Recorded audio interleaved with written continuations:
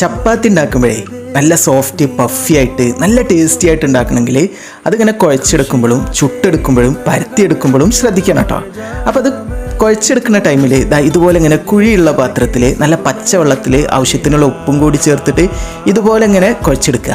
അങ്ങനെ ആകുമ്പോൾ കുഴ നല്ല രീതിയിൽ എത്തിക്കിട്ടി നല്ല സോഫ്റ്റും ഡോ ആയിട്ട് കിട്ടും. ഇതുപോലെ എന്നിട്ട് വലിയ ബോൾസ് ആക്കി എടുക്കുക കേട്ടോ. ഒരു 10 മിനിറ്റ് വേണമെങ്കിൽ ഒന്ന് മാറ്റി വെക്കട്ടോ. അങ്ങനെ ആകുമ്പോൾ ഇത് പരത്തിയെടുക്കുമ്പോൾ കുറച്ചും കൂടി സോഫ്റ്റ് ആവും. അപ്പോൾ ഒന്നാമത്തെ കാര്യം കഴിഞ്ഞ്. ഇനി രണ്ടാമത്തെ കാര്യം എന്താണെന്ന് വെച്ചിട്ടുണ്ടെങ്കിൽ ഇത് പരത്തിയെടുക്കണം കൊടുത്താട്ടോ.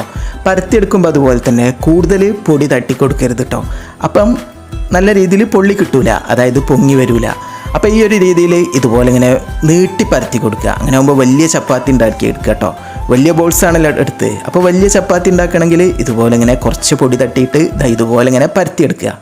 ഇനി മൂന്നാമത്തെ കാര്യം, ചുട്ടെടുക്കാനായിട്ട് ചപ്പാത്തി ഇട്ട് കൊടുത്തിട്ട് ഇതുപോലെ ഇങ്ങനെ ചെറുതായിട്ട് ബബിൾസ് വരുമല്ലോ, ആ ഒരു ടൈമിൽ തന്നെ അതിൻ്റെ ആ കളർ ചേഞ്ച് ആയിട്ട് വരുമ്പോൾ അത് മറിച്ചിട്ട് കൊടുക്കുക. പിന്നീട് അതിൽ വലിയ ബബിൾസ് ആയിട്ട് ഇതുപോലെ ഇങ്ങനെ വരുമ്പോൾ പൊള്ളാനായിട്ട് വെച്ച് കൊടുക്കുക. ഇത് കണ്ടില്ലേ, വലിയ രീതിയിൽ പൊള്ളി വരും. അപ്പോൾ ഇത് നമുക്ക് നല്ല രീതിയിൽ പൊങ്ങി വരുമ്പോൾ മാറ്റി വെക്കുക. അപ്പോൾ ഇതുപോലെ ഈ ഒരു 3 ട്രിക്കിൽ ഉണ്ടാക്കി നോക്കിട്ടോ. ഇഷ്ടപ്പെട്ടാൽ ഫോളോ ചെയ്യണേ. Okay, by.